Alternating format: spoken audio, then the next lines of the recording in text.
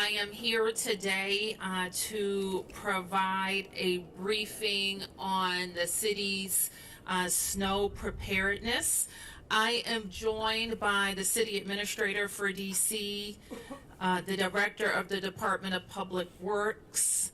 I am joined by WMATA's general manager and the CEO of PEPCO, Tyler Anthony, along with the incredible DC snow team. Please give the snow team a big round of applause.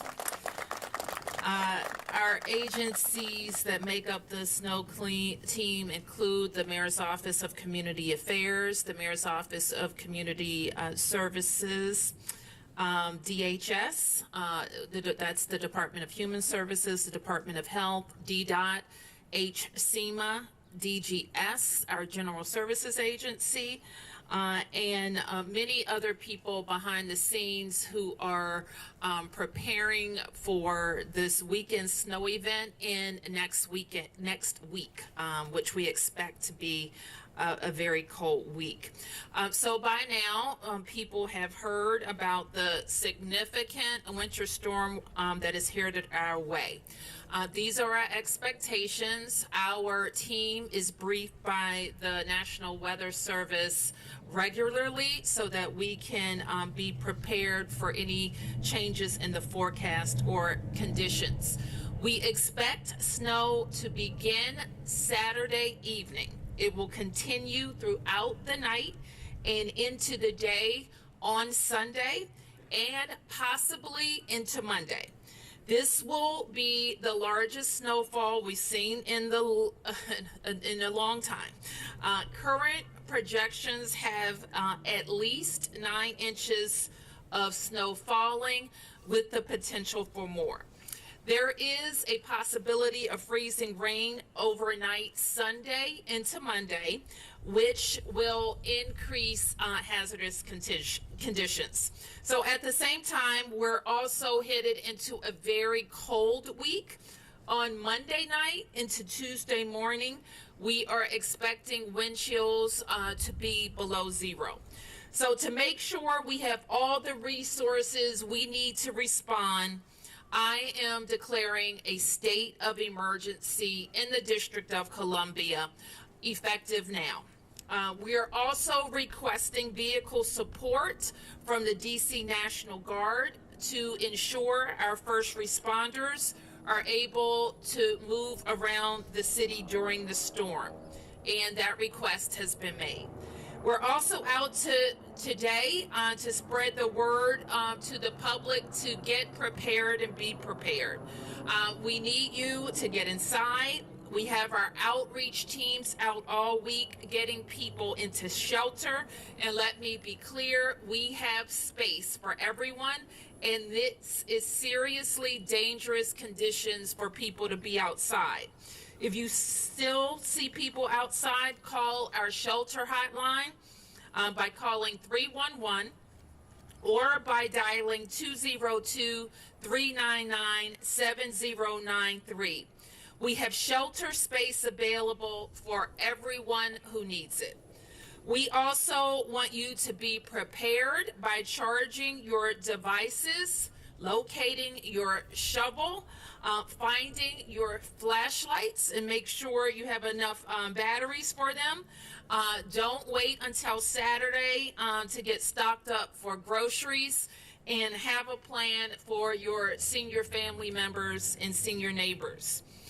Also, make sure you are signed up for Alert DC. You can sign up at alert.dc.gov. And once you're signed up, you will get updates directly to your phone.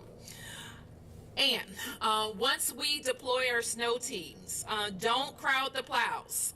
In fact, stay out of their way, stay off the roads, and only use the roads if you need to. So with the state of emergency, we are requiring motorists who have vehicles parked on snow emergency routes to move them by Saturday at noon, Saturday 12 noon. Vehicles must remain clear of the snow emergency routes until Tuesday at 9:30 a.m. If conditions show that we need to extend the snow emergency route beyond Tuesday morning, we will make that change and make everybody aware of that. But the snow emergency route is in effect from Saturday to Tuesday at 9:30 a.m. So with regards to government operations, let me start with schools. We have a planned no school day for students on Monday as part of their regular calendar, so that will remain in effect. And the DC Public Schools will continue to communicate with school staff about their planned professional development day. If your child attends a public charter school, you will receive updates directly from them. So over the weekend, we will provide an update about the status of DC government on Monday. And that decision I will make based on our conditions and our need to get open. One modification that has already been made is that we are suspending leaf collection starting this afternoon, and those because those teams who do leaf collection also clear the snow, and so they are already transitioning to snow cleanup. Residents should also expect their trash days to slide, and we will keep you up to date on if you have a Monday pickup, for example, when you should expect your trash to be picked up. We do remind residents, just as property owners, our business property owners, you are responsible for shoveling your sidewalks. You are also responsible for clearing the area in your alley spaces. That goes a long way in helping us have access to the alleyways. That said, getting trash picked up as soon as possible will continue to be our top priority. If you are a snow hero through Serve DC, thank you. And I want you to know that we will continue to communicate with you to get supplies out, and you should expect to receive communications this weekend about deployments. Serve DC Snow Heroes help people who are unable to shovel their snow with shoveling tasks. And since we haven't had a big snow in a while, this would be a good time for people who have some time and energy and are strong, strapping people who want to help a neighbor. This will be the time to serve your city and your neighbors. So please look out for information for sign up to become a snow hero. And again, I said this earlier and it bears repeating, check on your neighbors, check on our older family members, and make sure that people in your circles are prepared, because we're going to get a lot of snow and it's going to be very cold next week, which means the snow sticks around. And so we want people to make sure they have food, they have a safe passage in and out. And that goes for everybody. A lot of people get injured during this time. And that's from shoveling snow. So if you're not able, just think about your readiness to be out there moving heavy snow. But there are also a lot of slip and falls that people don't see the ice, don't have great, or think their balance is better than it is. So like just be mindful of yourselves and have a plan to check in with people. And if you're one of those people, have a plan to call out so people know how you're doing and what you're up to, and if you need help. And you can always call us if you need help. So with that, let me turn to Anthony Crispino, who is the director of DPW. He will be followed by the general manager for DC Metro, and Randy Clark. And Randy will be followed by the CEO of Pepco, Tyler Anthony, and then we'll be able to take a few questions. Thank you. Thank you, Mayor.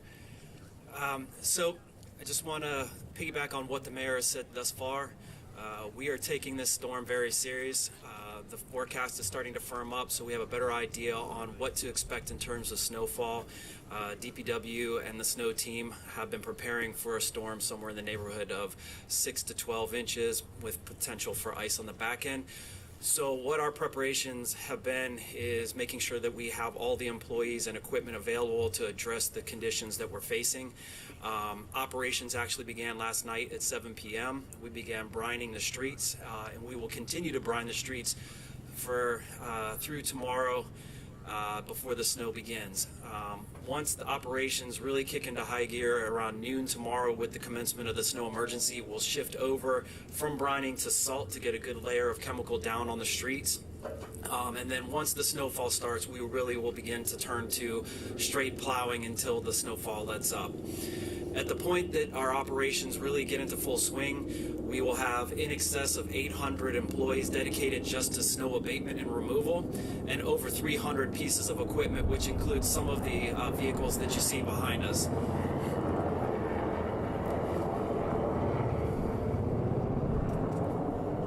Apologize for the interruption.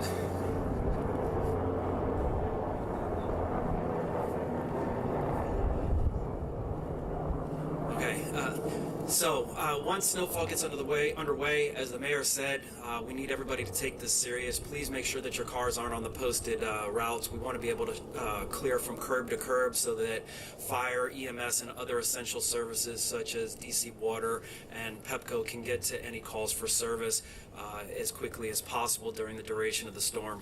And we want you to avoid any fines or relocation of your vehicle. I want to stress the cold temperature on the back of this storm is going to be very serious, and as the mayor has indicated, you need to check on each other. Please stay off the roads if you can, stay inside where it's warm, but if you have elderly neighbors, please check on them. And then once the snowfall stops and you can venture outside, just help them out clearing their sidewalks. We'll touch on that with some of the other directors. And with the trash collection, we will do everything that we can to get back to normal service. There's going to be some slide dates. It's just the nature of the beast with this type of storm. I'm taking precautions to try and get us back to normal service as quickly as possible. We just ask you to be patient with us. And with that, I'll turn it over to the GM. Good morning, everyone. Randy Clark, the Metro General Manager. I want to thank the Mayor for having me here today. It further re-emphasizes that partnerships are so critical every day, but especially when there's incidents. Obviously, we work across all the regions, so I appreciate the Mayor declaring a state of emergency early. Allows us all to prepare and work together. Team Metro, just like the DPW team behind me, I want to thank them. We have thousands of people that are in preparation mode, working hard to make sure we can deliver service. So a couple things I want to go through here. We will have a full Emergency Operations Center activation starting on Saturday.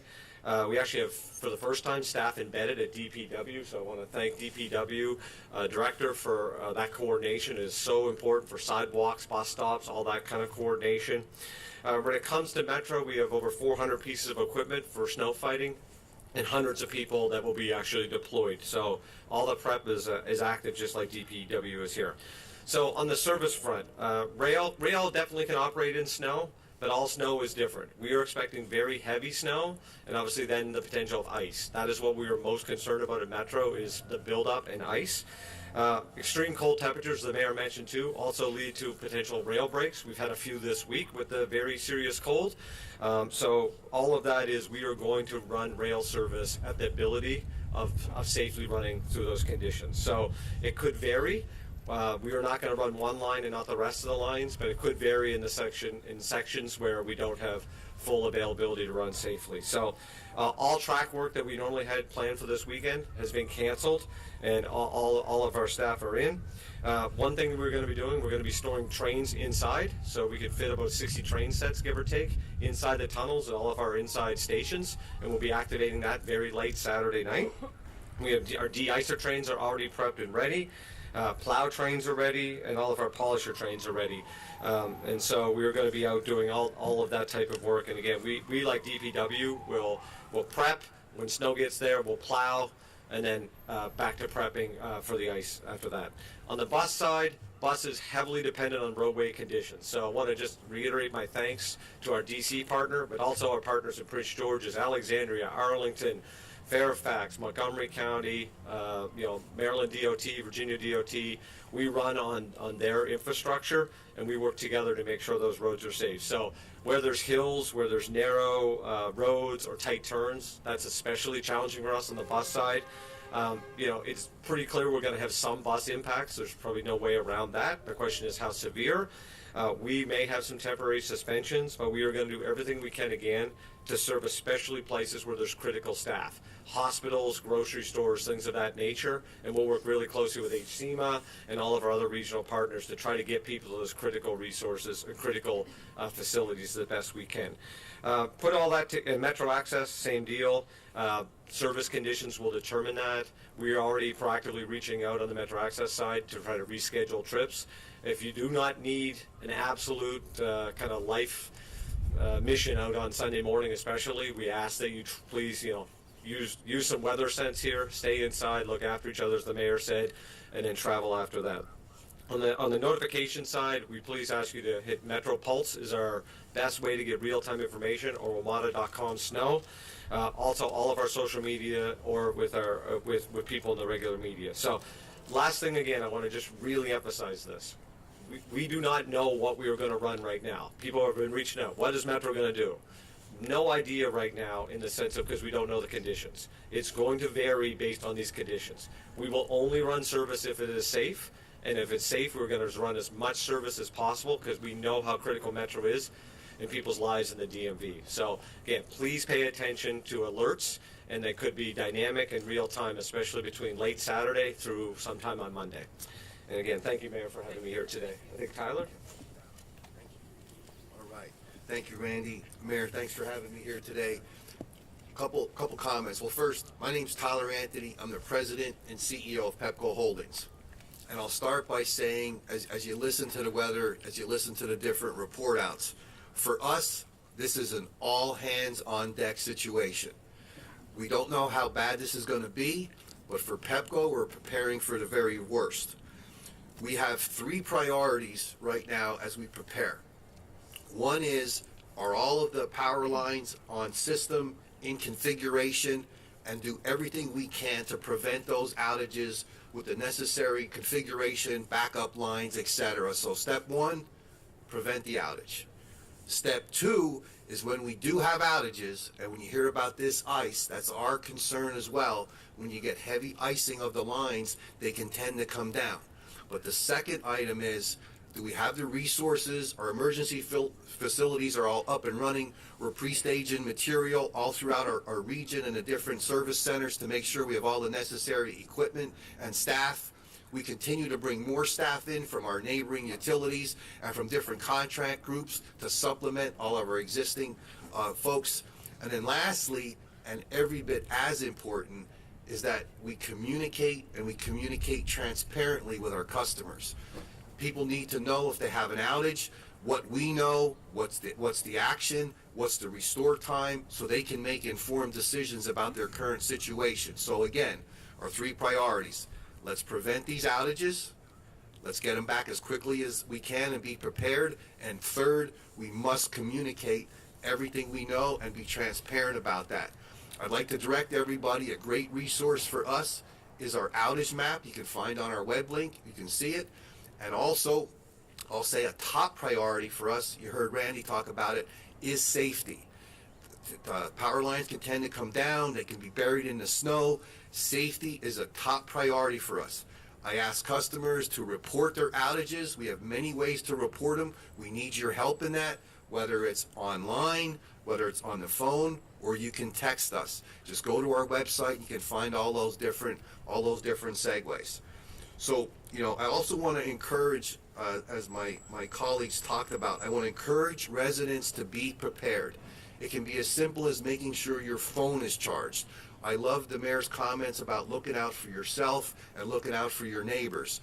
What will make this a successful response is that we all work together, and that includes our customers. So one thing I commit to you as CEO, we're going to work round the clock, and we're going to get this cleaned up and get everybody back to normal. Very concerned about the combination of outages and the cold weather.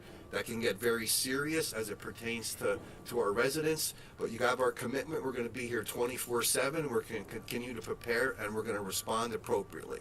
Okay? Thank you. Thank you for those updates. I also want to acknowledge Director McGaffin, who leads our OUC, our 911 and 311 call center, and all of the call center staff who are preparing to be there as long as it takes.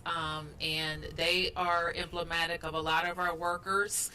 When we get a forecast like this, they're planning to be away from their families for several days. And we want to say thank you in advance for that sacrifice for all of us. So with that, we can take a few questions. Yes, and let me ask Crispino to step forward, and Kevin to step forward and help me with any questions. Yes, Mark. Mayor Bowser, on the National Guard request, is it easier since they're already deployed? Is it a matter of just picking up the phone and calling the general, or are you actually having to go the traditional route of making a request through the Secretary of the Department of Army, and then would the National Guard troops who are here from out of state be part of this response, or just the DC National? I know the answers to your first two questions, and they are yes and yes. So we are making a request through the traditional route for some equipment, and we're also talking directly to the general about some staff deployments in the district. We expect that to be related to snow clearing, especially for vulnerable communities. But you're not sure whether the out-of-state... I don't know who's going to be doing what, but I expect the priority will be DC National Guard. Thank you. Yep. Any other questions? Yes. Morning morning. For Metro and DPW, at what point with the rails will that determine whether you'll stop service? Is it when snow reaches a certain point on there that pivots that? And then for the streets, are there any areas that you all are asking people to stay away from once snow does start? I don't know if it gets more challenging around parks or winding roads. Great question. So with the declaration of the emergency, there are posted routes within the District of Columbia. Those are the areas that we would ask that the residents not park, because those are usually arterial streets and they are critical for police and fire to get from point A to B during the event. So for DPW and the snow team, it would be the designated snow routes. Please don't park there. Yeah, hi, thanks for your question. I think what you're referring to is there a level of snow on the tracks that we wouldn't run service? Yeah, so our goal here is first we're going to de-ice, which will minimize accumulation. When it gets kind of heavy, we'll have our plow trains out. Not to get too technical, but what we call if the top, the ball of the rail, our plow will plow to the ball of the rail, and the idea is to prevent accumulation. What we're most concerned about, again, is this heavy snow could turn into ice, where the snow could kind of chunk up around our third rail. No third rail means no power means no train movement. So that's why we're working so hard. The de-icers make sure the third rail stays kind of ice-free, and then we plow to remove snow. And that's the best way we do it. And that's why we're also storing trains inside. It's going to allow us to plow our yards. And when our yards have less trains, and then we can plow and create more space for the trains to move. So kind of a complex movement between kind of where on the depot side and in the track side. For the mayor or any of you, the question was just asked a moment ago about areas to stay away from. I mean, are there particular streets, hills, intersections that are particularly dangerous in this kind of weather that you yourself, Madam Mayor, would say to everyone, just don't go anywhere near there? Well, I think the overall message is if you don't need to be out during the active snowfall and immediately thereafter, to stay inside. And that's most of us. There are people who have to get to their jobs at hospitals and at grocery stores and senior facilities. So there are people who need to be moving and others that could spend a Sunday at home. And so we would recommend that. And frequently people who frequent certain roads, they know the roads that ice up faster. They know all of that. So there is a kind of rehearsed protocol of the priority streets. Every street, some of the places I just described are priorities. We function from this kind of value set that we want to get through a event like this, which is, and I may sound a little calm, but this is a big storm. All right, we haven't had a big storm like this in a while, and we have been preparing for this. We're very concerned about the cold. And the cold weather like this mixed with precipitation puts people in a lot of danger. Being outside in weather like this, somebody could die. Okay, if you're outside and you're sleeping outside, so we gotta get people in. So I tell my team, as you've heard from all of the executives here, is that we have to be safe.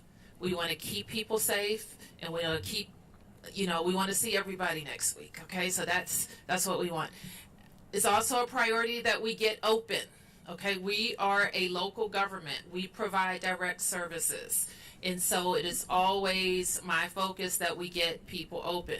When we have snow events like this, industry suffers, restaurants and hospitality suffer. And if we can't get open, then their employees and guests can't get to work and get to their events. So how do we focus on keeping people safe, and cleaning up and making sure we can get open and get back to normal for our own government operations and theirs. And I should just clarify something that I said earlier. Chancellor Farabee, as I mentioned, there's no school for children as planned, and the teachers will have their professional development day virtually. Madam Mayor, one quick follow-up. I'm sorry. Yes. You mentioned you're concerned about the cold and somebody could die. As a follow-up, I did see that you're opening, I think, 8 hypothermia shelters. Yes. Could you drill down on what those facilities will do? Obviously, they'll keep people warm, but Sure. are there beds, food? Sure. Let me ask Director for DHS to answer your question and then more generally talk about outreach and how our contractors are working to get people in, how our employees, and what the general public can do. Director. Good morning. Thank you, Mayor. So, as you mentioned and the Mayor mentioned, we have space. The first message is that we really want to encourage people to come in. We have space for anyone who needs to come in. Our outreach teams have been working overtime since we started planning for this event. Okay. Sorry about that. Since we started planning for this event to ensure that our residents experiencing homelessness know what is going on, to encourage them to come inside. We'll continue outreach as long as it's safe to do so in terms of in-person outreach, in terms of our outreach teams walking the ground and making sure to check on our neighbors.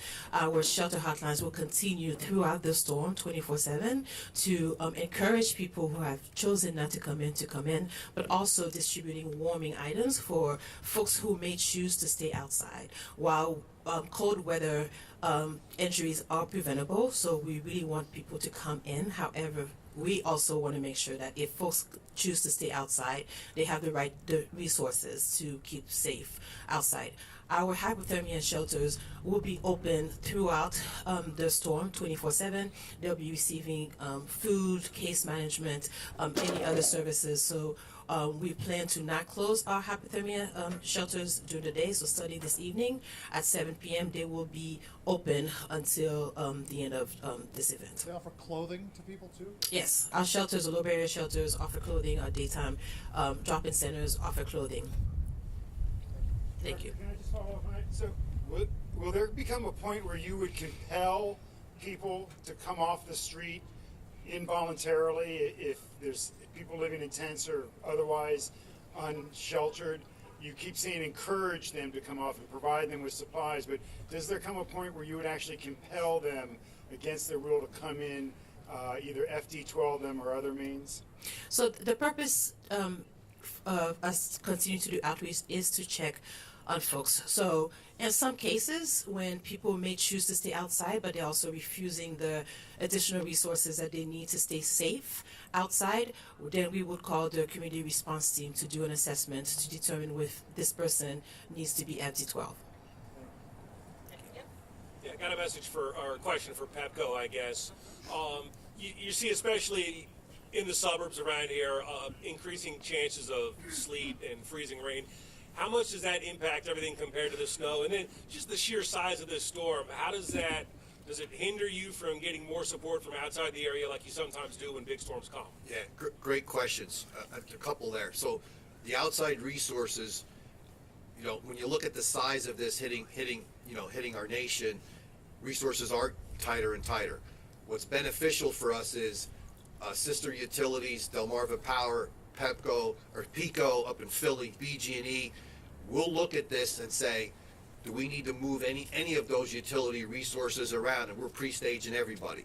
In addition to that, we're pre-staging people before the storm comes from other states and other groups. So right now, we feel like we have what we need to respond. And as we learn where the pockets are, we'll hit those with even additional resources just based on what transpires. And then your point about the icing, and you heard the commentary about us. Where we get into big trouble is when you have that mix, and then it's wet, and then it combines with freezing. If a power line starts to get icing on it, the amount of ice on that line puts a lot of additional weight on that conductor. And what can happen is, even with a small crosswind, that can start swaying and cause it to snap.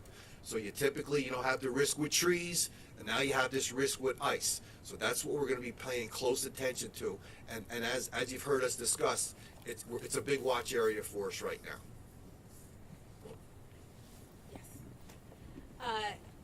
This question is for the CEO of PEPCO. This is Tosin with DC News Now. I'm right here in the center. Just obviously we're hoping for the best, but if there are chances where power lines do come down, do you guys have a certain strategy of what areas will get checked out first, fixed first? And just to follow up on the question about help from other areas, have you contacted them, and at what point will they be able to help you if you need that extra help? Yeah, we're talking constantly. We have additional check-ins today as an example, so it's a constant communication. As far as, I want to make sure I answer your question. As far as our protocols, our emergency response facility, we're very deliberate on, say we have a series of outages, the emergency facilities, hospitals, police and fire, top priority to get those restored. And then the way we work it down is the outages with the most customers impacted. So if we have an outage, for example, that has 1,000 customers impacted, we'll work that in priority of one that may have 5. And what we'll also do, I mentioned the outage map, in order to communicate that, what we'll do is once the storm, kind of comes through, and these develop, like changes all the time. But what we'll do is, on our outage map as an example, you can get a sense of your particular outage and where you kind of stack up in that priority, and we'll try to give estimated restore times based on size of outage and priority. So what I would underscore though is it's important that people report outages. We have many ways to do that, whether it's through the webs link, whether it's through text message, whether it's through the phone call. We really need to hear from people. And I also want to take the opportunity to say, you've heard this term safety. When conductors are down, people need to stay away. They can be very dangerous, and in some cases, maybe they could still be energized. So I just kind of say that as well. Thank you. Okay, yes. And we'll take a couple more, and then these guys got to get back to work. Just one follow-up on the power outage issue. Yes. If people are experiencing prolonged power outages and perhaps at a significant scale across the city, is there anywhere where the city would encourage those people to go, given the cold weather? Is there overflow space or any contingency plan for that situation? Well, we will have the 8 rec centers that would be available, and we'll call those our cold weather centers. And we have the capacity to add more wherever. As I mentioned about the OUC staff, we have DPR staff who are already positioned to be in those centers. Our DPW staff and DDOT staff similarly, have their plan of how they will work shifts and stay over if need be. Yes. Mayor Bowser, I'm wondering what you and or your team can tell me about the district's response to the sewage spill that's been ongoing for days in the Potomac River. It really seems like it's getting to be in a disastrous situation there that's all flowing downriver into the District of Columbia. I'm just wondering if there's consideration of closing the river, closing the area, what your response? Mark, can we come back to you with that a bit later, and we'll get you a fulsome response? I can't give you an intelligent response right now. I'm happy to come back to you on it though. Okay, thank you everybody.